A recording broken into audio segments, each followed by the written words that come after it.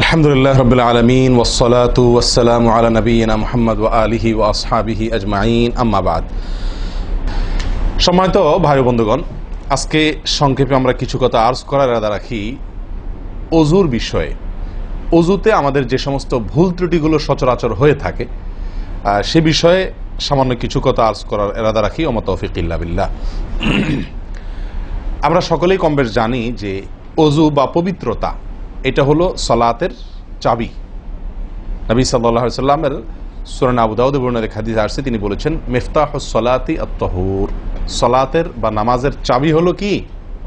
পবিত্রতা বা ওযু। তো চাবি যদি ঠিক থাকে, পারফেক্ট হয়, তাহলে তালা খুলবে। আর যদি চাবি পারফেক্ট না হয়, ঠিক না হয়, তাহলে সেক্ষেত্রে তালা খুলবে না। ওই চাবি দিয়ে আপনি ঘরে প্রবেশ করতে পারবেন না। মনে করুন জান্নাত হলো আমার ঘর বা গন্তব্য, ঢুকতে হলে আমাকে সালাতের তালাটুকু খুলে ঢুকতে হবে, অর্থাৎ সালাত পড়ে ঢুকতে হবে, আর তার চাবি হলো পবিত্রতা। তাহলে পবিত্রতা চাবি, তার তালা হলো সালাহ, আর সালাহ পড়ে আমি ঢুকতে চাচ্ছি জান্নাতে। তাহলে আমার শেষ গন্তব্যে, অর্থাৎ আমি যে জায়গাটা যেতে চাচ্ছি সেই জায়গায় জান্নাতে যেতে হলে আমার সালাত ঠিক হতে হবে, আর সালাত ঠিক হতে হলে তার চাবি ঠিক থাকতে হবে। তালা ঠিক থাকতে হলে, তালা খুলতে হলে চাবি ঠিক থাকতে হবে। সেটা হলো কি?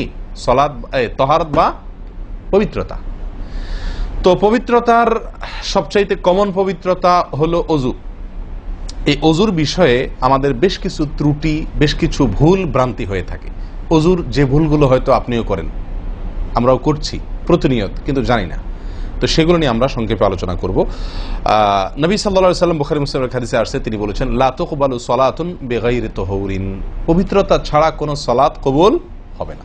কোনো সালাত আল্লাহর কাছে অ্যাকসেপ্টেড, গ্রহণযোগ্য হবে না কি ছাড়া? তাহারাত ছাড়া, ওযু ছাড়া। অতএব এই ওযু এটা পূর্ণাঙ্গ হলে সালাত পূর্ণাঙ্গ হবে, সালাত পূর্ণাঙ্গ হলে জান্নাতে যাওয়া সহজ হবে ইনশাআল্লাহ। অতএব একটা আরেকটার সাথে সম্পর্ক যুক্ত বিধায় সবকিছুর আগে, সালাতেরও আগে আমাকে লক্ষ্য করা দরকার আমার ওযু বা তাহারাতটা কি হচ্ছে কিনা, ঠিকঠাক হচ্ছে কিনা। প্রিয় ভাইরা, ওযু দুই প্রকার। একটা হলো কোন রকম ওযু, আরেকটা হলো পূর্ণাঙ্গ ওযু।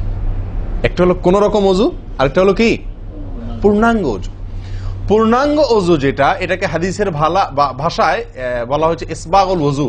পূর্ণাঙ্গভাবে ওযু করা, এটাকে বলা হয়েছে ইসবাগুল ওযু, অর্থাৎ ওযুকে পরিপূর্ণভাবে করা। আরেকটা হলো যেন তেন ভাবে, কোন কোন রকম ভাবে ওযু সেরে ফেলা।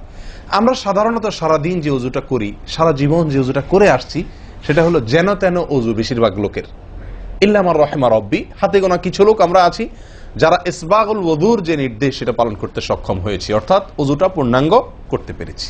প্রিয় ভাই বন্ধুগণ, ইসবাগুল ওযু এর নির্দেশ নবী সাল্লাল্লাহু আলাইহি ওয়াসাল্লাম বিভিন্ন জায়গায় দিয়েছেন, বিভিন্ন জায়গায় বহু হাদিসে আসছে, তোমরা ওযুকে আসবিগুল ওযু, আসবিগুল ওযু, তোমরা ওযুকে পরিপূর্ণ করো, ওযুকে পূর্ণাঙ্গভাবে করো, সঠিকভাবে করো, যথাযথভাবে করো। তার মানে নবী সাল্লাল্লাহু আলাইহি ওয়াসাল্লাম জানতেন যে ওযুতে যথার্থতার খেলাফ প্রচুর পরিমাণে হয়ে থাকে, আর সেজন্য তিনি সাবধান করেছেন আসবিগুল ওযু, অর্থাৎ ওযুকে তোমরা পূর্ণাঙ্গভাবে করো, সুন্দরভাবে করো, যথার্থভাবে করো।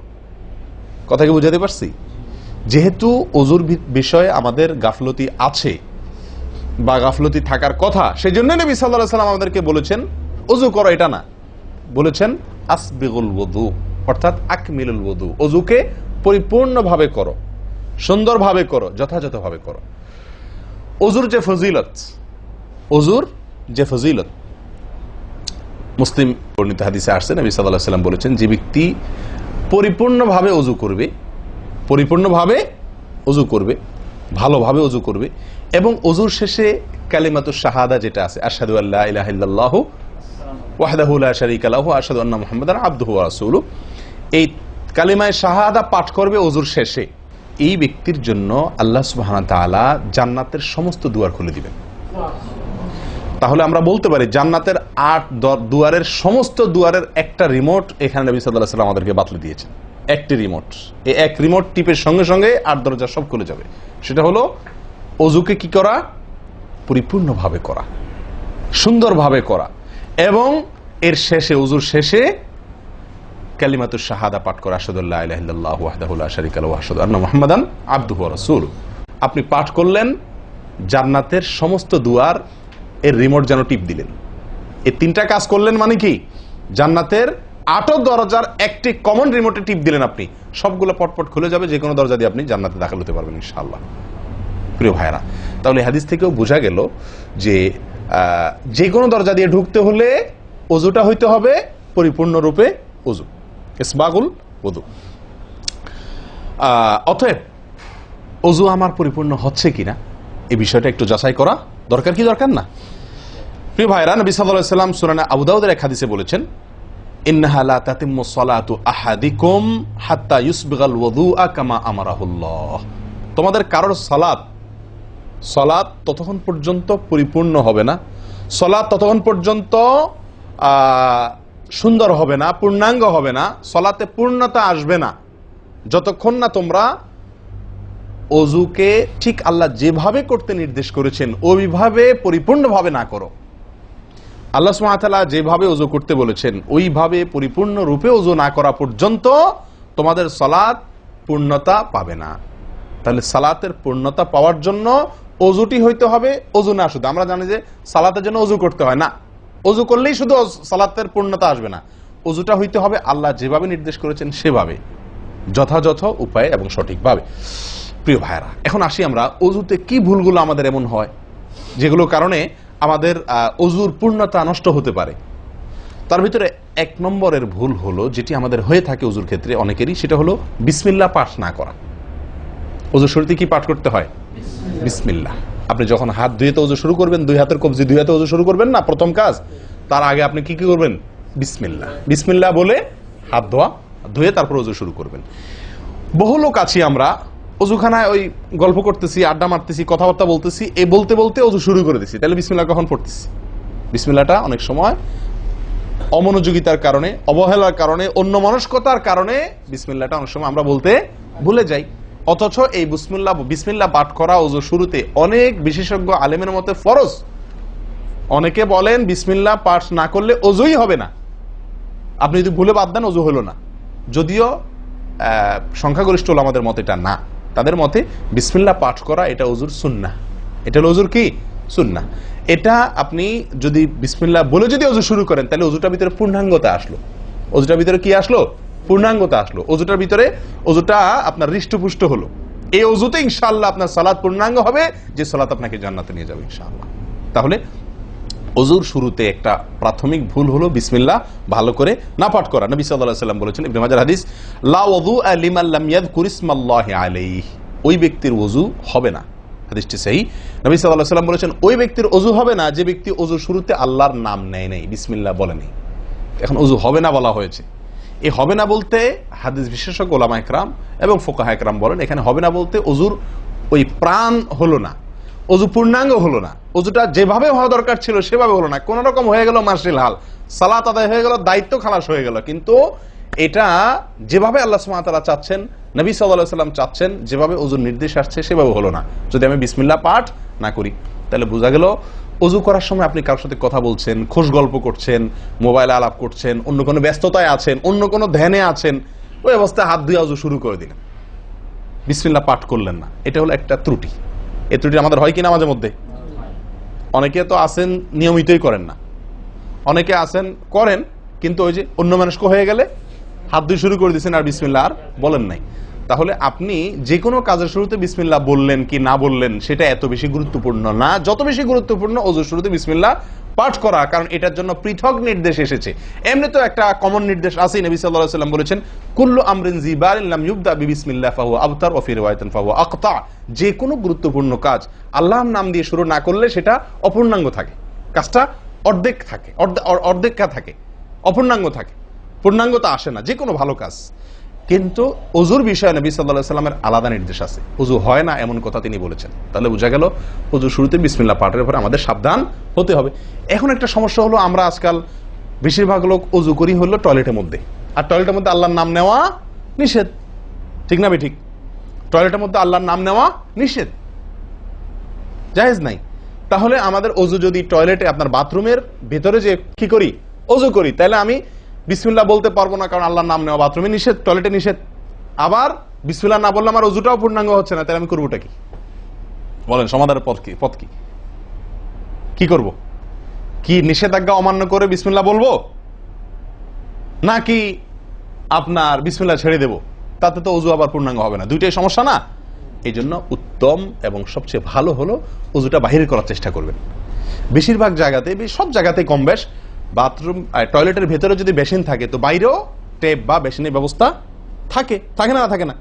বিশেষ করে বাসা বাড়িতে অথবা অফিস আদালতে দেখা যায় যে ওই টয়লেটে অনেক সময় আমরা কি করে ফেলি, ওযু করে ফেলি। এটা উচিত না, এটা একটা ভুল আমাদের।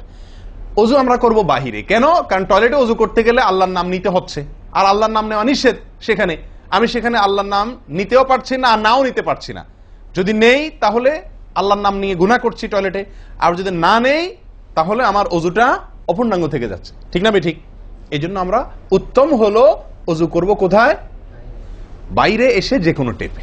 কথা কি বুঝাতে পারছি? বাইরে এসে একান্ত যদি কখনো আপনি বাধ্য হয়ে যান, বাইরে ভিড় নাই, ব্যবস্থা, সেটা ভিন্ন কথা। আর বাসা বাড়িতে যদি এরকম কোনো বাসা বাড়িতে যে বাইরে কোনো সিস্টেম নাই, আপনার নিজের বাসা না, আপনি ঠিক করতে পারতেছেন না, তো কমপক্ষে বেসিন এবং আপনার টয়লেটের কমোডের মাঝখানে কি দিব? একটা পর্দা বা ওয়াল কোনো কিছু দিয়ে নিব ইনশাআল্লাহ। কথা বুঝতে পারছি ভাই? আল্লাহ তাআলা আমাদের সকলকে এই বিষয়টি লক্ষ্য করার তৌফিক দান করেন। তাহলে ভাই আমরা বিসমিল্লাহ পাঠ করব ওযু শুরুতে, লক্ষ্য করব ইনশাআল্লাহ যাতে করে ওযু শুরুতে বিসমিল্লাহ পাঠে ভুল না হয়। মনে থাকবে তো ইনশাআল্লাহ? আল্লাহ আমাদের তৌফিক দান করেন। দ্বিতীয় যে ভুলটি হয় ভাই, 100-99 জনের বলবো, তার চেয়ে বেশি হতে পারে, হাজারের ভিতরে 10 জন মানুষের হয় কিনা আমার সন্দেহ আছে এই কাজটা সঠিকভাবে করতে পারি না। সেটা হলো ওযুর সময় মিসওয়াক করা। ওযুর সময় কি করা ভাই? মিসওয়াক করা। এটি এত গুরুত্বপূর্ণ সুন্নাত যে নবী সাল্লাল্লাহু আলাইহি ওয়াসাল্লাম বলেছেন, বুখারীর হাদিস, লাউলা আন আশুক্কা আলা উম্মতি লা আমারতুহুম বিসওয়াকি ইনদা কুল্লি ওযু। বুখারীর হাদিস। নবী সাল্লাল্লাহু আলাইহি ওয়াসাল্লাম বলেন, আমার উম্মতের জন্য যদি কঠিন না হতো, তাদের জন্য কষ্টের কারণ না হতো, তাহলে আমি তাদেরকে বাধ্যতামূলক করে দিতাম, ফরজ করে দিতাম কি? প্রত্যেক ওযুর সময় মিসওয়াক করা। প্রত্যেক ওযুর সময় মিসওয়াক করা, এটা বাধ্যতা করে দিতাম যদি তাদের কষ্টের কারণ বাধ্যতামূলক করে দিলে তখন এটা তাদের জন্য প্রতি ওয়াক্তে মিসওয়াক করাটা তাদের জন্য বাধ্যতামূলক হয়ে গেলে এটা ছাড়া ওযু হতো না, তখন তারা বিপদে পড়ে যেত, বেশি কষ্ট হয়ে যেত। ওযুতে যদি এখন মনে করেন 10টা 15টা 20টা ফরজ নবী সাল্লাল্লাহু আলাইহি ওয়াসাল্লাম ঠিক করে দিতেন, তাহলে 20টা 15টা 20টা 25টা ফরজ আদায় করে ওযু করা একটু কষ্ট হয়ে যেত না? 5 বার দৈনিক একটু আমাদের জন্য ঝামেলা হয়ে যেত কিনা? নবী সাল্লাল্লাহু আলাইহি ওয়াসাল্লাম সেদিকে লক্ষ্য করে আমাদেরকে কি করলেন না? সহজ করে দিলেন, অর্থাৎ ফরজ করলেন না। তার মানে কি করলেন? সুন্নাহ এর অন্তর্ভুক্ত করলেন। কিন্তু তার হাদিস থেকে, তার বক্তব্য থেকে বোঝা যায় যে ওযুর সময় মিসওয়াকের গুরুত্ব তার কাছে কত বেশি ছিল। নবী সাল্লাল্লাহু আলাইহি ওয়াসাল্লামের কাছে ওযুর সময় মিসওয়াক করার গুরুত্ব কত বেশি ছিল সেটা এই হাদিস থেকে বোঝা যায় কি যায় না? তিনি চাইছেন আমাদেরকে ওযুর সময় মিসওয়াকের নির্দেশটা বাধ্যতামূলক করতে, শুধু করেন নাই কেন? আমাদের কষ্টের দিকে লক্ষ্য করি। এই হাদিস থেকে নবী সাল্লাল্লাহু আলাইহি ওয়াসাল্লাম যে চাচ্ছেন মনে প্রাণে আমরা যেন ওযুর সময় মিসওয়াক করি, এটা বোঝা যায় কি যায় না? ভাই আমরা বিশেষ করে আরবিয়ানদেরকে দেখি, স্পেশালি সৌদি আরবে আমরা যারা আছি দেখি যে সৌদিদের প্রত্যেকের পকেটে কি থাকে? মিসওয়াক থাকে, এবং তারা সারাক্ষণ মিসওয়াক করে। এটা যেমন আমার দাঁতের মাড়ির জন্য উপকারী, ন্যাচারাল আপনার রস, মিসওয়াকের রস কর যেটা আসে, বিশেষ করে তিতা জাতীয় হলে আরো বেশি ভালো হয়। এটা আমাদের দাঁতের জন্য যেমন উপকার হয়, তেমনি ভাবে দাঁতকে পরিষ্কার রাখে, দবদবা রাখে, দুর্গন্ধ দূর করে, অনেক দুনিয়াবী উপকারিতা আছে। আর এর পাশাপাশি আপনি যতবার মিসওয়াক করছেন ততবার নবী সাল্লাল্লাহু আলাইহি ওয়াসাল্লামের এই আদেশটি আপনার পালন হচ্ছে। ওযুটা, বিশেষ করে ওযুর সময় মিসওয়াক করলে আপনার ওযুটা কি হচ্ছে? যেই ওযুতে তালা খুলবে সুন্দরভাবে এবং আপনি জান্নাত পর্যন্ত যেতে পারবেন, সে ওযু হবে যদি আপনি তাতে কি করতে পারেন? ওযুর মধ্যে সময় মিসওয়াক করতে পারেন। ভাই কার কার পকেটে মিসওয়াক আছে? আছে সাথে কারো? তো আপনারা আসার সময় আসছেন যে ওযু করেন নাই? কি বলেন? মিসওয়াক আছে কার কার? আলহামদুলিল্লাহ, একজন পাওয়া গেল। আর ভাই ওযুর সময় মিসওয়াক এটি আমরা ছেড়ে দিয়েছি, এই আমলটা আমাদের মধ্যে নাই বললেই চলে। কি বলেন? এই আমলটাকে পুনর্জীবন দেওয়া যায় কি না? যায় না? অন্য কারোর জন্য না, আমার নিজের জন্য। আমি মিসওয়াক করব, তার উপকারিতা আমি নিজে পাবো, দুনিয়াতে পাবো, মানি ভালো থাকবে, মুখে দুর্গন্ধ দূর হবে, মুখ পরিচ্ছন্ন হবে, আখেরাতে পাবো নবী সাল্লাল্লাহু আলাইহি ওয়াসাল্লামের সুন্নাহ পালনের মাধ্যমে। ওযু সুন্দর হবে, ওযু সুন্দর হলে সালাত ঠিক হবে, সালাত ঠিক হলে জান্নাতে যেতে পারবো। তাহলে একটা একটার সাথে সম্পর্কযুক্ত। মেসওয়াক করবো তো ইনশাআল্লাহ? একদম উঠে গেছে মেসওয়াক। ওযুর সময় মেসওয়াক করতে আমাদের দেশি ভাইদেরকে দেখাই যায় না একেবারে বললে চলে। প্রিয় ভাইরা, আপনারা কি জানেন নবী সাল্লাল্লাহু আলাইহি ওয়াসাল্লামের জীবনের শেষ আমল কি ছিল? মেসওয়াক ছিল। নবী করিম সাল্লাল্লাহু আলাইহি ওয়াসাল্লামের জীবনের শেষ আমল, যে আমলের পরে আর কোনো আমলের সুযোগ পান নাই, এই আমলের পরে তিনি দুনিয়া থেকে বিদায় নিয়ে গেছেন। তার জীবনের লাস্ট আমল কি ছিল? মেসওয়াক। তিনি আয়েশা রাদিয়াল্লাহু তাআলা আনহার কোলে মাথায় রেখে শুয়েছিলেন মৃত্যুর ঠিক আগ মুহূর্তে। শরীরে আর শক্তি ছিল না মেসওয়াক চিবানোর মতো। নতুন মেসওয়াক চিবায়া ওটাকে নরম করবেন, এই শক্তিটা ছিল না। আল্লাহ রাসূল সাল্লাল্লাহু আলাইহি ওয়াসাল্লাম আয়েশা রাদিয়াল্লাহু তাআলা আনহাকে দিলেন, আয়েশা মেসওয়াকটা আমাকে একটু চাবায়া দাও। তিনি চাবায়া নরম করে দিলেন। এরপর নবী সাল্লাল্লাহু আলাইহি ওয়াসাল্লাম মেসওয়াকটা করলেন। বাস, এই মেসওয়াকের পরে তার মৃত্যু এবং এই মেসওয়াকের মাঝখানে আর কোনো আমল করার সুযোগ ছিল না। ভাই, কত গুরুত্বপূর্ণ আমল বোঝা উচিত। ওযুর সময় মেসওয়াকটা উঠে গেছে, আমরা কি করবো ইনশাআল্লাহ? সবসময় মেসওয়াক পকেটে রাখবো তো ইনশাআল্লাহ? ওযুর সময় মেসওয়াক কখন করবেন, এটা নিয়ে ওলামাদের দুটি মত পাওয়া যায়। বেশিরভাগ ওলামাদের মত এবং বিশুদ্ধ মত হলো কুলি করার সময় আমরা মেসওয়াক করব। কুলি করার সময় আপনি বিসমিল্লাহ বলে হাত ধুলেন, এরপরে কুলি করলেন। মেসওয়াক করতে হবে এভাবে, সোজাসুজি, উপরে নিচে না, পাশাপাশি, ঠিক আছে? মেসওয়াক দিয়ে এভাবে আপনি খুব বেশি সময় করা দরকার না, একটা ঘষা দেন উপরের মাড়িতে, আরেকটা ঘষা দেন নিচের দাঁতে, দিয়ে এবার একবার কুলি করে ফেলান, ঠিক আছে? আবার মেসওয়াক দিয়ে একটা ঘষা দেন, আবার একটা ঘষা দেন, আবার কুলি করে ফেলেন। এভাবে 3 বার মেসওয়াক করেন, 3 বার কুলি করেন, বাস সুন্নাত আদায় হয়ে গেল। কথা কি বুঝাতে পারছি? আল্লাহ তাআলা আমাদের সকলকে তৌফিক দান করেন। প্রিয় ভাইরা, তাহলে ওযুর মধ্যে আমাদের যে খুঁতগুলো আছে আমি সেগুলো ধরা দেওয়ার চেষ্টা করছি। একটা বড় খুঁত, যে খুঁত থেকে আমরা বেশিরভাগ লোকই মুক্ত নই, সেটি হলো মেসওয়াক বিহীন ওযু। লক্ষ্য করবো তো ইনশাআল্লাহ?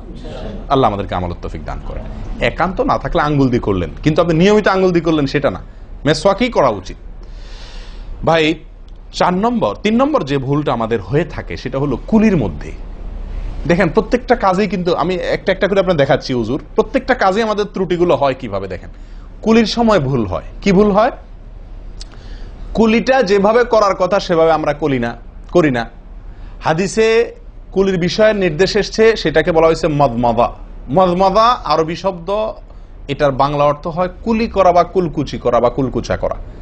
এই কুলি বা কুলকুচা এটা হলো মুখের ভিতরে আপনি হাতের কোষে করে পানি নিয়ে মুখে নাড়বেন, এরপরে ফেলবেন, আবার হাতে নিবেন, কিছু সময় নাড়বেন, 1 সেকেন্ড হোক 2 সেকেন্ড হোক, এরপরে ফেলবেন। এটা হলো কুলি বা কুলকুচা। আমরা বেশিরভাগ সময় এরকম করি আলহামদুলিল্লাহ। যখন ব্যস্ত থাকি, যখন হুলস্থুল থাকে, কোনো সময় কোনো কাজের তাড়া থাকে, তখন অনেক সময় আমরা কি করি? হয় কি না হয় না? মুখে নিলাম আর ঢাললাম, মুখে নিলাম আর ঢাললাম। আমি জানি না আপনাদের হয় কিনা এরকম। আমি দেখছি এরকম অনেক সময় হয়। আপনারা একমত কিনা? নিলাম মানে ব্যস্ততার কারণে হয়তো জামাত শেষ হয়ে যাচ্ছে বা অন্য কোনো কারণ আছে, অথবা দেরিতে আসছি, তো তখন মুখের ভিতর নেওয়া আর ফেলাও, নেওয়াও আর ফেলাও, এতে কুলি হবে না। হাদিসে যে কুলির নির্দেশ আসছে সেই কুলি হবে না। এটা মুখে পানি দিলেন আর বাইর করলেন, এটাতে কুলি হইতে হলে আপনাকে মুখে পানি দিবেন, নাড়বেন। ভাই, কুলিটা কেন করতে বলা হয়েছে? মুখের ভেতরটা কি করার জন্য? পরিষ্কার করার জন্য। আপনি যদি মুখে পানি নেন আর বাইর করেন, তাহলে কি মুখ পরিষ্কার হবে? আপনাকে তো মিনিমাম 1-2 সেকেন্ড হলেও নাড়তে হবে জিনিসটা, পানিটা, তাহলে আপনার মুখটা কি হবে? পরিষ্কার বা পরিচ্ছন্ন হবে। আল্লাহ তাআলা আমাদেরকে আমলের তৌফিক দান করেন। ভাই, তাহলে কুলির ত্রুটিটা বুঝতে পারছেন তো? তাড়াহুড়া করে অনেক সময় মুখে পানি নিয়ে ফেলে দিই আমরা, এটা করা যাবে না। নাম্বার 4, নাকে পানি দেওয়া। দেখেন একটা একটা করে দেখেন, প্রত্যেকটাতে ত্রুটি আছে। আল্লাহুল মুস্তাআন। নাকে পানি দেওয়া, নাকে পানি দেওয়ার যে নির্দেশ আসছে হাদিসে, এটাকে বলা হয় ইস্তেনশাক। ইস্তেনশাক, ইস্তেনশাক আরবি ব্যাকরণ অনুযায়ী এটা বাবে ইস্তিফআলের মাসদার বা ক্রিয়ামূল, যেটার মধ্যে এক্সট্রা ভাবে টানা, আকর্ষণ করার অর্থ যার মর্মের ভিতরে আছে। তো ইস্তেনশাক শব্দের মূল অর্থ হলো পানি টানা, নাকে পানি টানা। আমরা নাকে পানি টানি না, দেইও না। ধান খেতে পানি দেওয়া হয়, আর লাল শাকের খেতে পানি ছিটানো হয়, ঠিক না? ঠিক।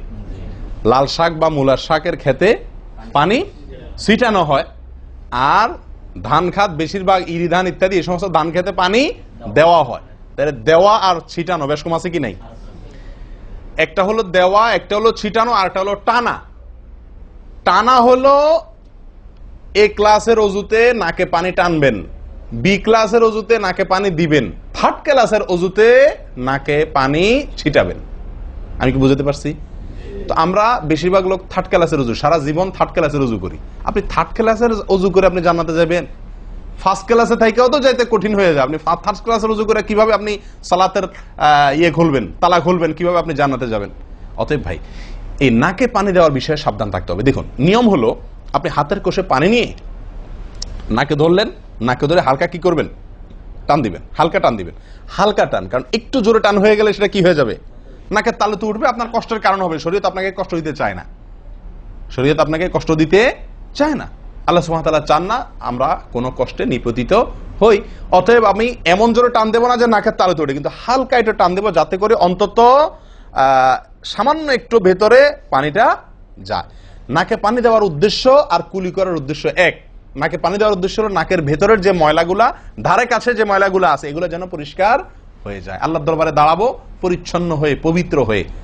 হ্যাঁ, এই জন্য নাকে পানি দেওয়ার নির্দেশ আছে। এখন আপনি যদি নাকে পানি কোষ নিয়ে ধরে একটু হালকা টান দেন, তাহলে ভিতরে কিছুটা পানি যাবে কি যাবে না?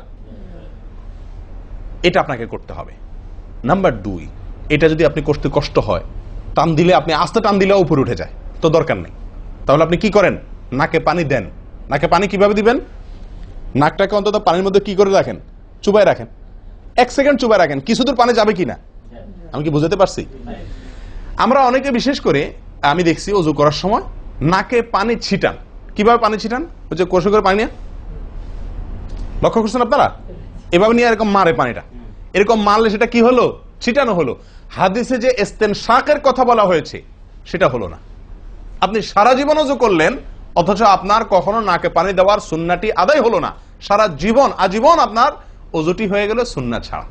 আমি কি বুঝতে পারছি? অতি প্রিয় ভাই বন্ধুগণ, এই বিষয়টা খুব লক্ষ্য রাখতে হবে যে নাকে পানি দেওয়ার ক্ষেত্রে আমাদের ত্রুটি হয়, পানিটা ভেতরে যায় না। অনেক সময় আমরা ছিটা দেই, বা অনেক সময় দিলেও কোন রকম দিয়েই ছেড়ে দিই। দিয়ে ছেড়ে দিলে তো হবে না, আপনার ভেতরে অন্তত যতদূর সম্ভব ততদূর পানিটা, এই নরম অংশটা তত নিতে হবে, আপনি উপরে উঠানোর দরকার নেই। আমি কি বুঝতে পারছি? এটা একটা ত্রুটি হয় ওযুর ক্ষেত্রে। দেখুন, ওযুটা পূর্ণাঙ্গভাবে কি হচ্ছে না, কত ভাবে দেখেন। প্রিয় ভাইরা, এটা গেল একটা ভুল ইস্তেনশাকের বিষয়ে। এই বিষয়ে নবী সাল্লাল্লাহু আলাইহি ওয়াসাল্লাম একটা আলাদা নির্দেশ আছে দেখেন, যাতে আমরা নাকে পানি দেওয়াটা ভালোভাবে করি। উনি হয়তো জানতেন বা দেখছেন যে মানুষ নাকে পানি দেওয়াতে গাফলতি করে, ত্রুটি করে, ওই যে ছিটাছিটির কাজ করে। তিনি বলেছেন, সহিহ বুখারীর হাদিস, না আফওয়ান আবু দাউদের হাদিস, নবী সাল্লাল্লাহু আলাইহি ওয়াসাল্লাম বলেছেন, আসবিগিল ওযুআ, ওই একই কথা, তোমরা ওযুকে পরিপূর্ণভাবে করো। ওয়াখাল্লিল আসাবি' ওয়া বালিগ ফিল ইস্তিনশাক ইল্লা আন তাকুনা সাইমান। নাকে পানি দেওয়ার সময় খুব ভালোভাবে নাকে পানি দিবা তোমরা। যদি তুমি রোজাদার হও তাহলে ভিন্ন কথা, তাহলে খুব বেশি ভালো করে নাকে পানি দিতে যেও না, কারণ তখন পানি উপরের দিকে উঠে গলা হয়ে তোমার পেটে যেতে পারে, রোজা ভঙ্গ হতে পারে। আমি কি বুঝতে পারছি? তাহলে আপনি নাকে পানি দিবেন, কিন্তু আপনি কি করবেন না, রোজাদার হলে তখন শুধুমাত্র ভালোভাবে নাকে পানি দিতে পারবেন না। আর এছাড়া অন্য সময় কি করবেন? নাকে পানি দেওয়ার ক্ষেত্রে ভালোভাবে দিতে বলা হয়েছে। ভালোভাবে দেওয়ার মানে কি? ছিটাইলে হবে? কোন রকম দিলে হবে? টান দিবেন, না পারলে অন্তত যতটুকু সম্ভব নাক চুবায়া আপনি ভেতরে পানিটা কিছু দূর হলেও নেওয়ার চেষ্টা করবেন। লক্ষ্য রাখবেন তো ইনশাআল্লাহ। আল্লাহ আমাদেরকে সকলকে আমলের তৌফিক দান করেন। প্রিয় ভাইরা, তাহলে নবী সাল্লাল্লাহু আলাইহি ওয়াসাল্লামের নির্দেশ আছে আলাদা, যে তোমরা নাকে পানি দেওয়ার ব্যাপারে কি করবে? ভালোভাবে নাকে পানি দিবে। আল্লাহ আমাদেরকে আমলের তৌফিক দান করেন। আরেকটি ভুল ভাই, নাকে পানি দেওয়া একটা আমল, নাক ঝাড়া আরেকটা আমল। নাকে পানি দেওয়া এটা একটা নির্দেশ, আর নাক ঝাড়া আরেকটা নির্দেশ। আমি কি বুঝতে পারছি? কুলি করা একটা আমল, হাত ধোয়া একটা আমল, হাতের কবজি পর্যন্ত 2 হাতের বিসমিল্লাহ বলা, তারপর তো এটা আছেই। এরপরে মেসওয়াক করা একটা আমল, কুলি করা আরেকটা সুন্নাহ, কুলির পরে নাকে পানি দেওয়া বা নাক দিয়া পানি টানা আরেকটা আমল, এরপরে নাক ঝাড়া আরেকটা আমল। আমি কি বুঝতে পারছি? নাক ঝাড়া এটাকে বলা হয় হাদিসের ভাষা ইস্তিনসার। ইস্তিনসার, ঝাড়া। এই নাক ঝাড়ার ক্ষেত্রে বিরাট ভুল হয় ভাই। ভুল, সবচেয়ে বড় ভুল তো এটা যে নাক ঝাড়াটা অনেকে ঝাড়েই না, ওই যে ছিটায় দেয় বস শেষ। নাক যে আলাদা ঝাড়তে হয় এটা অনেকে জানেনই না, করেনই না এটা। আবার অনেকে করেন তো মাঝে মধ্যে করেন, কিন্তু নাক ঝাড়াটা করা উচিত। যতবার নাক দিয়ে টান দিলেন না, এরপরে হালকা আঙ্গুল দিয়ে চাপ দিয়ে আপনি ওইটাকে প্রেসার দিয়ে নাকটা পরিষ্কার করবেন। কথা কি বুঝাতে পারছি? আবার নাকে পানি দিলেন, আবার পরিষ্কার করলেন, আবার নাকে পানি দিলেন, আবার পরিষ্কার করবেন। ভাই এটা হলো নাক ঝাড়া। এই বিষয়ে নবী সাল্লাল্লাহু আলাইহি ওয়াসাল্লামের নির্দেশ আছে। দেখুন সহিহ বুখারীতে আসছে, তিনি বলেন ইযাস্তাইকাযা আহাদুকুম মিন মানামিহি, যদি কেউ ঘুম থেকে উঠে, যদি কেউ ঘুম থেকে উঠে ফাতাওয়াদ্দা, এরপর সে ওযু করতে যায়, ফালইয়াস্তানসির সালাসান, তাহলে সেই জন্য 3 বার নাক ঝাড়ে, নাক পরিষ্কার করে। কেন? ফাইন্নাশ শাইতানা ইয়াবিতু আলা খাইশুমিহি, কারণ নাকের যে বাঁশি উপরের ছিদ্র, এই জায়গাটায় শয়তান রাত্রি যাপন করে। শয়তানের বেডরুম আপনার নাকের বাঁশি, বুঝতে পারছেন? শয়তানের বেডরুম হলো আমাদের নাকের বাঁশি। নবী সাল্লাল্লাহু আলাইহি ওয়াসাল্লাম বলছেন এই জায়গাটা সে অবস্থান নেয় এবং এই জায়গায় গিয়া মোটামুটি আমাদেরকে ব্রেন ওয়াশ করে, যে শুয়ে থাক, আরাম কর, যত ওয়াসওয়াসা দেওয়া দরকার, তার যে ডিউটি সেটা সে পালন করে, কুকামের যত বুদ্ধি দেওয়া দরকার, কিন্তু তার এই ঘাঁটি হলো আমাদের নাকের বাঁশি। ওযুর সময় যদি আমরা এটাকে সুন্নাহ পালন করতে গিয়ে এটাকে ঝাড়ি, তাহলে শয়তান দূর হয়ে যায়। কথা বুঝতে পারছি ভাই? এই বিষয়ে আরো কয়েকটি হাদিস আছে, যে হাদিসগুলো দ্বারা বোঝা যায় যে শয়তানের অবস্থান এই জায়গাটাতে থাকে মানুষের দেহে। তো আপনি যদি শরীরটাকে ফুরফুরে করতে চান, শয়তান ওয়াসওয়াসা থেকে ফ্রেশ হয়ে যেতে চান, তাহলে আপনার নাক ঝাড়ার আমলটার ব্যাপারে গুরুত্ব দিতে হবে। কথা বুঝতে পারছি ভাই? তাহলে উলামা ইকরাম বলেন এই হাদিসে তো ঘুম থেকে উঠে ওযু করার ক্ষেত্রে বলা হয়েছে, তো এর মানে শুধু ঘুমের জন্যই এটা খাস নয়, ঘুম থেকে উঠে আপনি ওযু করলে সে ওযুতে এটা বেশি গুরুত্বপূর্ণ, কিন্তু অন্য সকল ওযুতেই বিষয়টি আমলযোগ্য বা সুন্নাহ। অতএব আমরা নাকে পানি দেব একটা আমল, আবার না কি করব, ঝাড়বো আরেকটা আমল। ভাই এরপরে আসি আরেকটি গুরুত্বপূর্ণ আমল যেটি হয় না, বা আরেকটি ত্রুটি ওযুতে, সেটি হলো আঙ্গুল খেলাল না করা। ওযুতে কি না করা? আঙ্গুল খেলাল না করা। আঙ্গুল খেলাল হলো হাত এবং পায়ের আঙ্গুলের যে চিপাগুলো আছে, এই চিপাগুলোতে পানি পৌঁছানোর জন্য, পানি পৌঁছানোটা নিশ্চিত করার জন্য কি করতে হবে? এক হাতের আঙ্গুলকে অন্য হাতের আঙ্গুলের চিপায় ঢুকায়া এভাবে কি করতে হবে?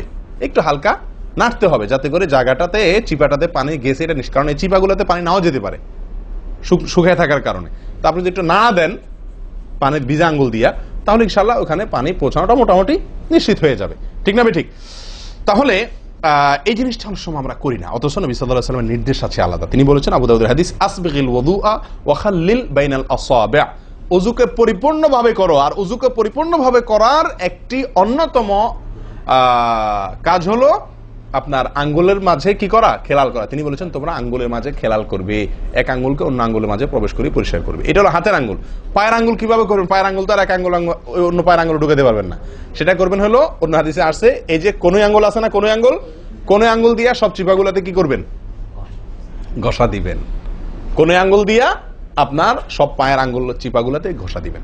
ভাই আমরা কজনে করি এই খেলার আমলটা বলেন তো? পায়ের আঙ্গুল কোন আঙ্গুল দিয়া পায়ের আঙ্গুলের চিপা খেলাল করা, হাতের আঙ্গুল খেলাল করা কজনে করি আমরা বলেন? তাহলে এই ভুলগুলো আমাদের অহরহ হচ্ছে না ভাই? আমরা কি জান্নাতে যেতে চাই না? আমাদের সালাতটা সুন্দর হোক আমরা চাই না ভাই?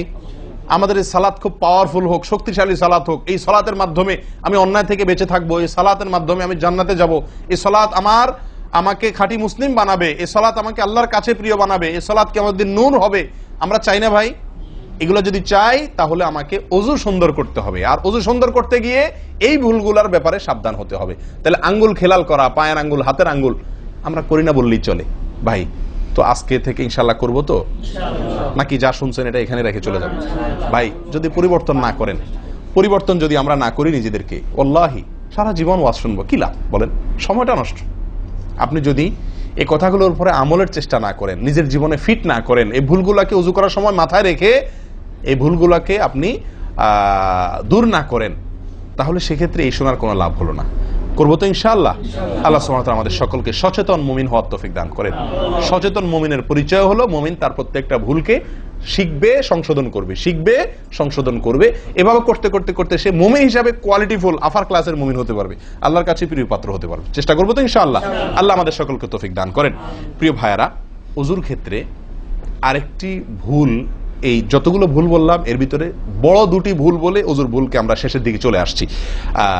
একটি বড় ভুল হলো শুকনা থেকে যাওয়া। কোনো জায়গা যদি আপনার অবহেলার কারণে শুকনা থেকে যায়, ওজুর অঙ্গগুলো যেগুলো ধুইতে হবে, তার কোনো অঙ্গ যদি শুকনা থেকে যায়, ওজু হবে? ওজু হবে না। এক ব্যক্তি ওজু করে আসছেন, নবী সাল্লাল্লাহু আলাইহি ওয়াসাল্লাম দেখেছেন তার ওজুর কোনো জায়গা শুকনা আছে, তিনি বললেন যাও আবার ওজু করো, তোমার ওজু হয় নাই। তিনি তাকে পুনরায় ওজু করাইছেন। কেন? তার ওজু সঠিকভাবে হয় না, শুকনা রয়ে গেছে। অনেক সময় দেখা যায় আমাদের অনেক ভাই ওজু করেন, ওজু করলে বেশ কিছু জায়গা, বিশেষ করে যে কনুই জায়গাটা, এই জায়গাটা দেখা যায় শুকনা থাকে। এই যে কানের লতির এই যে জায়গাটা, এখানে দেখা যায় একটু কি থাকে, শুকনা থাকে। কপালের দিকে দেখা যায় শুকনা থাকে। এই জায়গাগুলো অনেক সময় দেখা যায়, বহু লোককে দেখা যায় ওজু করে আসছে, এখানে শুকনা, এখানে শুকনা, পায়ের গোড়ালি গিরা এই জায়গাগুলোতে শুকনা। কারণ হলো ওই যে অবহেলা করে ওজু করছে, কোন রকম ওজু করছে, ওজুটা যেভাবে করা দরকার সেভাবে করে নাই। ভাই এই জিনিসটা আপনার লক্ষ্য করা দরকার কি দরকার না? ওজুই হবে না। এই যে ভুলগুলো বললাম এগুলা হলে আপনার ওজু হয়ে যাবে, কাগজে কলমে ওজু হয়ে যাবে। কিন্তু এখনকার যে ভুলটা বললাম, যদি শুকনা না থাইকা যা আল্লাহ মাফ করেন, তাহলে কাগজে কলমে ওজু হবে না, কাগজে কলমেও কি হবে না, ওজু হবে না। এত জঘন্য, সাবধান থাকার দরকার কি দরকার না? আল্লাহ তাআলা আমাদেরকে সাবধান হওয়ার তৌফিক দান করেন। ভাই আরেকটি বড় ভুল, এটাও বিশাল বড় ভুল, সেটা হলো পানি অপচয় করা। পানি অপচয় করা, আল্লাহ মাফ করেন, এটা থেকে মুক্ত আমরা কেউই না বোধ হয় এই যুগে। পানি অপচয় ওজুর সময়। ভাই আমাদের ওজুতে কত পানি লাগে? আপনি যদি, আমরা তো বেশিরভাগ লোক এখন ট্যাপে ওজু করি না, আপনি যে ট্যাপটা ব্যবহার করেন ওই ট্যাপের নিচে যদি একটা কি রাখেন, বালতি রেখে দেন, আপনি ওজু করার শেষে লক্ষ্য করে দেখেন একটা খালি বালতি যদি রাখেন, কি পরিমাণ পানি পড়বে আনুমানিক? প্রায় এক বালতির মতো হয়ে যাবে না? সুবহানাল্লাহ, 50-100 জন লোকের ওজুর পানি এটা। নবী সাল্লাল্লাহু আলাইহি ওয়াসাল্লামের ওজুর পানির পরিমাণটুকু হাদিসে আসছে। ভাই এক গ্লাস পরিমাণ পানি দিয়ে তার কি হয়ে যেত? ওজু হয়ে যেত। এক গ্লাস পানির প্রয়োজন হতো না নবী সাল্লাল্লাহু আলাইহি ওয়াসাল্লামের ওজুতে, গোটা ওজুতে। আর সেখানে এক গ্লাস তো আমাদের শুধু কিসেই লাগে? হাত ধুতেও এক গ্লাস হয় কিনা সন্দেহ, এক হাতেও হয় কিনা এক গ্লাস ধুতে সন্দেহ। ভাই হাসির বিষয় না, এটা খুব জঘন্য অপরাধ, জঘন্য অপরাধ। আল্লাহ সুবহানাহু ওয়া তাআলা কোরআনে কারীমের ভিতরে কি বলেছেন? ইন্নাল মুবাযযিরিনা কানু ইখওয়ানাশ শায়াতিন, শয়তানের ভাই। হারাম পানি অপচয় করা, পানি অপচয় করা। সাহাবায়ে কেরাম জিজ্ঞেস করছেন, ইয়া রাসূলুল্লাহ, আমরা তো কেউ বলবো ভাই এই যে নির্দেশ নিষেধ এগুলো তো সাহাবীদের যুগে পানির টানাটানি ছিল, মরুভূমি এলাকার লোক ছিল, তখনকার বোধহয় সমস্যা। ভাই এখন তো আমাদের যুগে আলহামদুলিল্লাহ কি আছে? প্রচুর পরিমাণে পানি আছে, পানির তো অভাব নেই আল্লাহর ফজলে। আমরা কেউ হয়তো মনে করি যে অনেক পানি আছে, এখন বোধহয় আর এই এত টানাটানি করে ওযু করার প্রয়োজন নাই। আমি বলবো না ভাই, এটা ভুল। সাহাবায়ে কেরাম জিজ্ঞেস করছেন নবী সাল্লাল্লাহু আলাইহি ওয়াসাল্লামকে, ইয়া রাসূলুল্লাহ, যদি আমরা সমুদ্রে থাকি, নৌকায় যাচ্ছি, জাহাজে যাচ্ছি, সমুদ্রে পানির কোনো অভাব নাই, সেখানে পানি ব্যবহারের ক্ষেত্রেও কি আমাকে হিসাব করে করতে হবে? অতিরিক্ত করলে হিসাব দিতে হবে? নবী সাল্লাল্লাহু আলাইহি ওয়াসাল্লাম হাবাচক উত্তর দিয়েছেন। ও ভাই, তাহলে বোঝা গেল যে পানি ট্যাঙ্কিতে আছে, আপনার লাইনে পানি আছে, এই জন্য আমি পানি অপচয় করার অনুমতি আমাকে শরীয়ত দেয় নাই। অতিরিক্ত পানি ব্যবহার করলে আমাকে হিসাব দিতে হবে। সবচেয়ে উত্তম, সবচেয়ে ভালো হয় ভাই, আপনি যদি সম্ভব হয় বদনা বা কোনো জগ ইত্যাদিতে, মগ ইত্যাদিতে আপনি ওযু করেন, সবচেয়ে ভালো। টেপের মধ্যেই বেসিনে একটা মগ রেখে দিলেন, ওইটা দিয়া ঢেলে ঢেলে আপনি ওযু করেন, তাহলে পানি অপচয় হওয়ার সম্ভাবনা সবচাইতে কম। ট্যাপ ছেড়ে দিয়ে যে আমরা ওযু করি, আমরা যেভাবে ওযু করার কথা বলছি, এই যে মেসওয়াক করতে হবে, এরপরে কুলি করতে হবে, নাকে পানি দিতে হবে, আবার নাক ঝাড়তে হবে, এই কাজগুলো করতে একটা গ্যাপ হয় না? গ্যাপ, এই গ্যাপের সময় যদি আপনি টেপে ওযু করতেই হয়, তাহলে গ্যাপের সময় টেপ বন্ধ করতে হবে। আমি কি বুঝতে পারছি? গ্যাপের সময় টেপ বন্ধ করে এরপর আপনি মেসওয়াক করেন, টেপ বন্ধ করে এরপর আপনি নাক ঝাড়েন। আপনি টেপের পানি পড়তেছে, এদিকে আপনি অন্য কাজ করতেছেন, তাহলে এটা অপচয়ের গুনাহ হয়ে যায়। ভাই আমি ওযু করছি ইবাদত করার জন্য, ওযু করছি আল্লাহ সুবহানাহু ওয়া তাআলাকে সন্তুষ্ট করার জন্য, আবার কাজ যেটা করতেছি ওযুর মধ্যে পানি অপচয় করে, সেটা হলো শয়তানের ভাইয়ের কাজ, শয়তানের কাজ। তাহলে শয়তানের কাজ করে আল্লাহকে খুশি করা যাবে? ভাই এই ওযুতে আল্লাহকে খুশি করা যাবে? এই ওযুতে আল্লাহ সন্তুষ্ট হবেন? ওযু করলে নবী সাল্লাল্লাহু আলাইহি ওয়াসাল্লাম বলেছেন, দিনে 5 বার ওযু করলে, একটা মানুষ 5 বার গোসল করলে যেরকম তার শরীরে ময়লা থাকে না, একটা মানুষ দিনে 5 বার 5 ওয়াক্ত সালাতের জন্য ওযু করলে ওই লোকের অন্তরে বা ওই লোকের ভেতরে গুনাহ থাকে না, আল্লাহ তাকে গুনাহ থেকে পরিচ্ছন্ন করে দেন, পবিত্র করে দেন, ধুয়ে পরিষ্কার করে দেন 5 বার ওযু করার মাধ্যমে। ও ভাই, ওযু আমাকে পরিষ্কার করে দিবে, আমাকে পবিত্র করে দিবে, আমাকে পরিচ্ছন্ন করে দিবে, আমাকে সাফ করে দিবে। কখন? যদি ওযুটা আমি সুন্দরভাবে করি। আমার অজুতে যদি এত বড় ভুল হয় যে পানি অপচয় করে আমি হারামে লিপ্ত হই, গুনাহে লিপ্ত হই, তাহলে আমার সে অজু আমাকে পরিচ্ছন্ন করবে না, পবিত্র করবে না, সুন্দর করবে না, আল্লাহকে সন্তুষ্ট করা যাবে না। প্রিয় ভাইরা, আমি আবারও বলছি, এই ভুল থেকে আমরা কেউ মুক্ত নই। আল্লাহ মাফ করুক, ইল্লা মার রাহিমা রব্বি, হাতে গোনা দুই একজন ছাড়া আমরা কেউ মুক্ত নই ভাই। উজু করার সময় পানি অপচয়, আজকে টেপের যে কালচার, এই টেপ ছেড়ে আমাদের উজু করা, এটা জঘন্য একটি ভুল। যদি টেপটা আমি ছেড়ে রাখি, হ্যাঁ আপনি উজু করছেন, বন্ধ করে নিচ্ছেন, আবার দরকার হচ্ছে চালাচ্ছেন, এটা হলে ঠিক আছে। আপনি যদি এটা করতে যান পাবলিক অজুখানাতে, হয়তো পিছন থেকে কেউ আপনাকে তাড়া মারবে, আরে ভাই তাড়াতাড়ি করেন, দেরি করতেছেন, মারুক ভাই তাড়া, সে তাড়া মারুক, কিন্তু আপনার উজুটা কি করতে হবে? আপনাকে কোয়ালিটিফুল উজু করতে হবে। আল্লাহ তাআলা আমাদেরকে সে উজু করার তৌফিক দান করেন। উজুর ক্ষেত্রে আরেকটা ভুল হলো ভাই, চাপাচাপি করে উজু করা, উজু ধরে রাখা, চাপাচাপি করে উজু ধরে রাখা, এই ভুলটা প্রচুর পরিমাণ হয়, বিশেষ করে শীতের দিনে। গরমের দিনে আলহামদুলিল্লাহ ওয়াজ করার দরকার হয় না, মনে না মানে উজু দরকার না হলে উজু করি আমরা, ঠিক আছে না, বিশেষ করে এই মরুভূমি এলাকাতে, গরমের জায়গাতে। কিন্তু শীতের দিন আসলে সুবহানাল্লাহ, আসরের উজুতে চেষ্টা করি টেনে টুনে আসা পর্যন্ত নিয়ে যাওয়ার জন্য, ঠিক না ঠিক? একটা চেষ্টা থাকে যে আসরের উজুতে মাগরিব গেছে, যেহেতু পেশাবের বেগ আছে, বায়ুর বেগ আছে, বাথরুমের বেগ আছে, তো একটু চাইপা চুপা যদি ধরে রাখতে পারি, এসাটা হয়ে গেলে এসা বড় তারা উজু করা লাগলো না, খালাস, উজু করাতে বেঁচে গেলাম ঠান্ডার দিনে, ঠিক না ঠিক? এই অলসতাটা আমরা অনেকে করি কি করি না, এটা উচিত না। উজুর ক্ষেত্রে এটা একটা বড় ভুল। প্রথম কথা হলো, আপনি যদি পেশাবের বেগ থাকে, বায়ুর বেগ থাকে, আপনি সালাতে দাঁড়ালে সালাতে মনোযোগ সেভাবে হবে না। সালাতে যেরকম মনোযোগ দরকার, আল্লাহর সঙ্গে আপনার যেটা মানে বান্দার সঙ্গে গোলামের যে একটা বিনয় প্রকাশের ব্যাপার আছে, সেটা হবে না যদি আপনার কি থাকে, অজুর মধ্যে ওই প্রেসার থাকে, পেশাব বা পায়খানার বেগ থাকে। ভাই মানুষ যে কোনো কাজেই, ভালো কাজ মনোযোগ দিয়ে করতে হলে পেশাব পায়খানার বেগ থাকলে করা যায়? তাহলে আপনার সালাতের ভিতরে খুশু খুশু কিভাবে আসবে?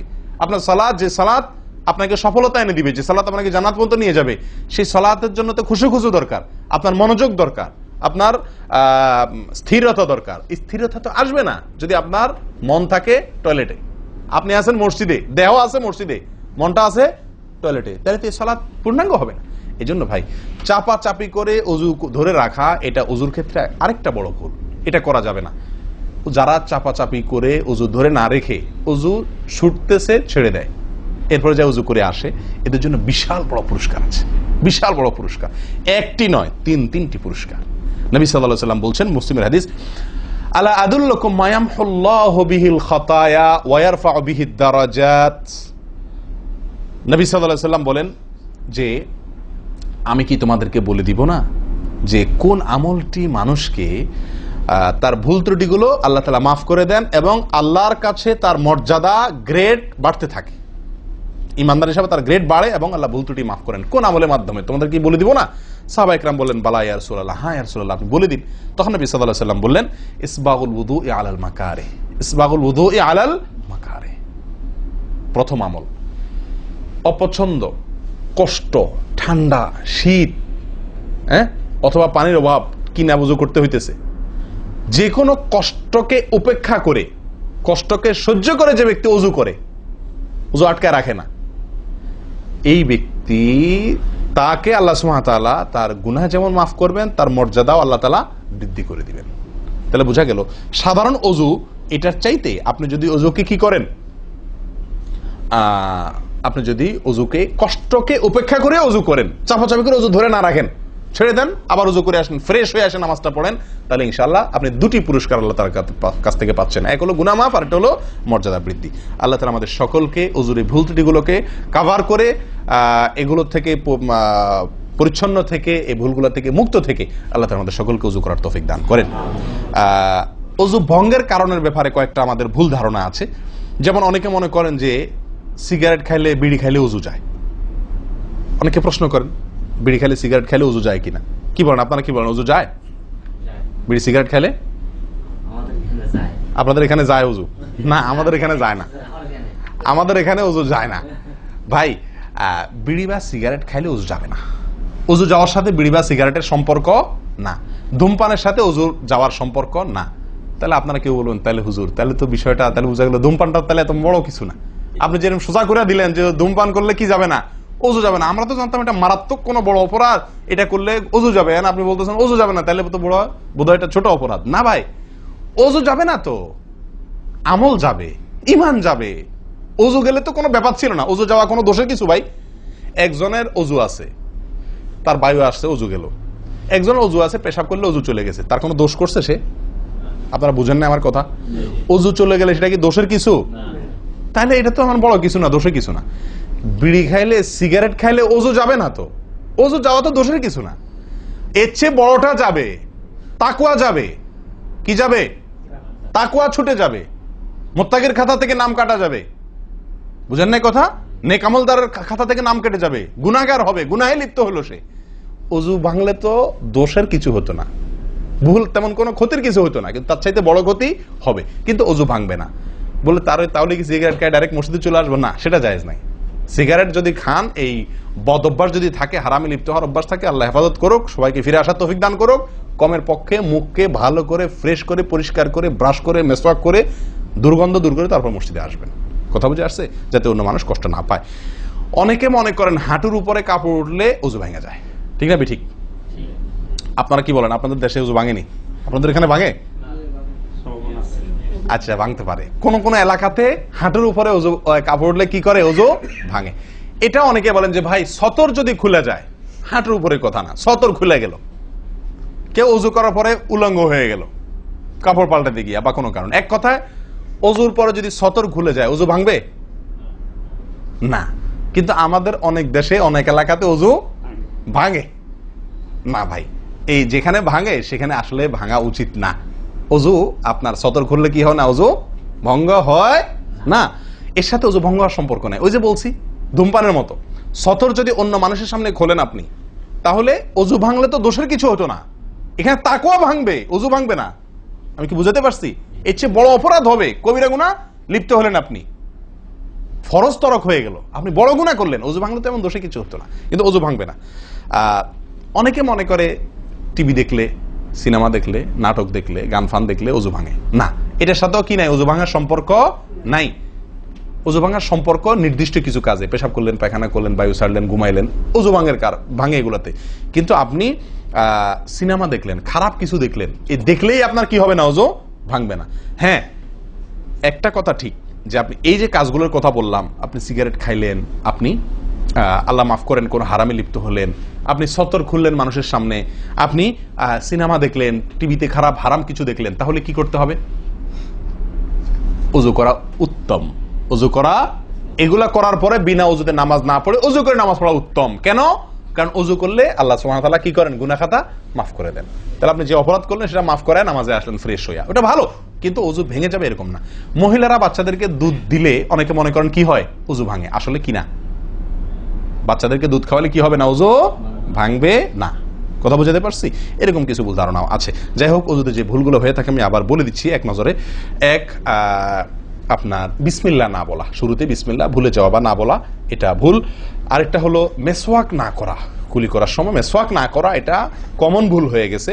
3 নম্বর হলো কুলিটা সুন্দরভাবে না করা, পানিতে মুখে পানি কোষ করে নিয়ে এরপরে কিছু সময় মুখের ভিতরে করে নাড়াতে হবে। না নাড়ানো, এটা আরেকটা ভুল। নিয়ে ফেলে দিলাম তাড়াহুড়া করে, এটা আরেকটা ভুল। 4 নম্বর হলো আপনার নাকে পানি ছিটাই আমরা, এটা আরেকটা ভুল। ছিটানো যাবে না। নাকে পানি টানতে হবে অথবা পানি দিতে হবে, কিন্তু পানি কি করা যাবে না? ছিটানো যাবে না। ছিটানোটা আরেকটা ভুল। 5 নম্বর হলো আপনার নাক ঝাড়া। নাকে পানি দেওয়ার পরে কি করতে হয়? নাক ঝাড়তে হয়। আবার দেখেন ডানে বামে লোকজন দেখে ঝাড়েন, বিশেষ করে উজুখানাতে যদি করেন উল্টাপাল্টা আপনার নাক ঝাড়া, মার খায়েন না। তখন আমার কথা বলেন না, আমার যে মৌলভী সবার ওয়াজ শুনে আমি মার খাইছি। দেখেন, নাক ঝাড়ার সময় দেখে শোনা, আশপাশে দেখে নিজের নিয়ন্ত্রণে রেখে নাক ঝাড়াবেন, কিন্তু ঝাড়তে হবে। ঝাড়াটা একটা সুন্নাহ আমল, এটি বিলুপ্ত হওয়ার পথে। 6 নম্বর হলো ভাই আঙ্গুল খেলাল করা। কি করা? আঙ্গুল খেলাল করা। এটা উঠে গেছে। পায়ের আঙ্গুল খেলাল করতে হবে, কোন আঙ্গুল দিয়ে হাদিসে আসছে, আর হাতের আঙ্গুল এগুলা দিয়া, কারণ এগুলাতে জাহান্নামের আগুন প্রবেশ করবে যদি এগুলো শুকনা থাকে, সালাত হবে না। এরপর আসি 7 নম্বর ভুল হলো আপনার সালাতের মধ্যে, এই ওযুর মধ্যে কোন অঙ্গ শুকনা থেকে যায়, বিশেষ করে গিরা। নবী সাল্লাল্লাহু আলাইহি ওয়াসাল্লাম বলেছেন ওয়াইলুল লিল আকাব মিনান নার, তোমরা পায়ের গিরা গোড়ালি এগুলোকে জাহান্নামের আগুন থেকে বাঁচাবা, অর্থাৎ এগুলোতে ভালো করে পানি পৌঁছানোর জন্য। কারণ বিশেষ করে শুকনার দিনে, শুকনা যখন হয় শীতের দিনে, তখন এগুলো ফেটে যায়, পানি আপনি ঢাললেই যায় না, একটু হালকা ডললে টললে ভালো করে তারপরে পানিটা জায়গা মতো যায়। এই জন্য ওইগুলোর পরে গোড়ালির পরে বিশেষভাবে লক্ষ্য রাখা দরকার। আর কষ্ট উপেক্ষা করে উজু করার চেষ্টা করা দরকার। আর শেষ যেটা, সেটা হলো পানি অপচয়। কি করা ভাই? পানি অপচয় করা। প্রচুর পরিমাণ পানি আমরা অপচয় করি উজু করার সময়, যেটা আমাদের উজুর সৌন্দর্যকে নষ্ট করে, উজুর গুণগত মানকে নষ্ট করে দেয়। আসুন সুন্দরভাবে উজু করার স্বার্থে এই ভুলগুলো থেকে মুক্ত থাকার চেষ্টা করি। আল্লাহ তাআলা আমাদের সকলকে আমলের তৌফিক দান করেন। ওয়া আখিরু দাওয়ানা আনিল হামদুলিল্লাহি রাব্বিল আলামিন। আসসালামু আলাইকুম ওয়া রাহমাতুল্লাহি ওয়া বারাকাতুহু।